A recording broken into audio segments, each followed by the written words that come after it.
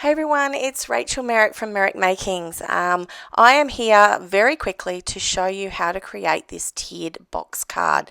Now I think in my original post I called it a stadium card, but that's not what it is. So I am cutting several panels. This is the main back panel. I have popped all the instructions at the bottom of the screen, so make sure you pause it if you're following along when you're creating. However, I have popped a whole list of products and their dimensions at the end. So the background card is a basic panel that's scored on either side to form sort of like a U shape, and then I make very quick work of making the tiered sections by cutting one large panel with the scoring on either side for the tabs and then cutting it into strips, and each strip is slightly larger than the next, so that kind of creates that stepped feeling or the tiered approach in your card. So this card does fold flat.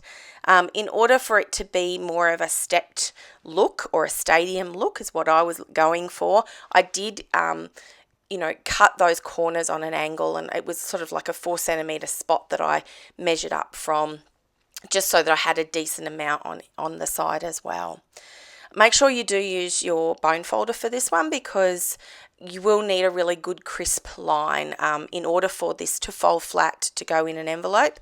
It's great. I'm using Australian measurements here. Obviously, you could convert it to inches if you like. I'm not always consistent with my measurements when it comes to inches, so it was better for me to use centimeters for this one. Very quick to get put together once you have everything's cut out, and that's why I've kind of made it a bit of a cheat where you're cutting it out in batches, I guess you would call it. And this is another way of putting it together really fast, is that you adhere one side. So I always start with the left hand side, and then it's all sitting flat, and then you pull across that right hand flap to make sure that it all sits really well when it does go flat.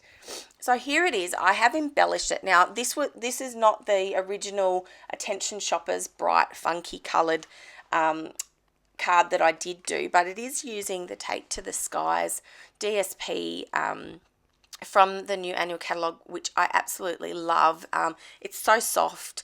I did use this retired punch, but there is in the bundle some dies that cut out smaller clouds as well, or which you can actually stamp. So either way, it wouldn't really matter. I am trying to keep it as simple as possible and make the DSP shine through. But you will notice that I am doing a sentiment on that cloud just to add a bit of interest, and again a bit of inking as well that adds some dimension.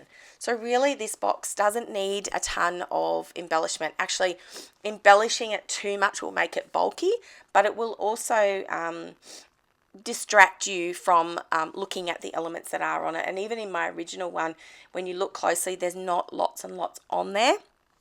What is on there really shines and pops because of the stepped or tiered approach to this card.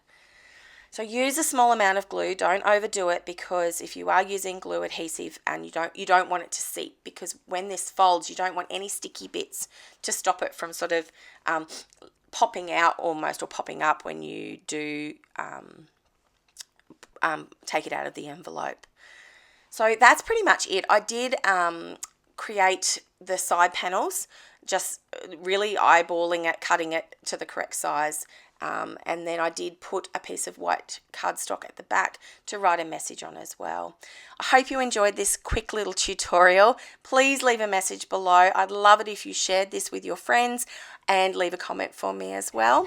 Here is some of my products that I used and the measurements as well. Thanks for joining me, everyone. It's always a pleasure. I'd love to see something if you did do it, so tag me in. Bye-bye for now.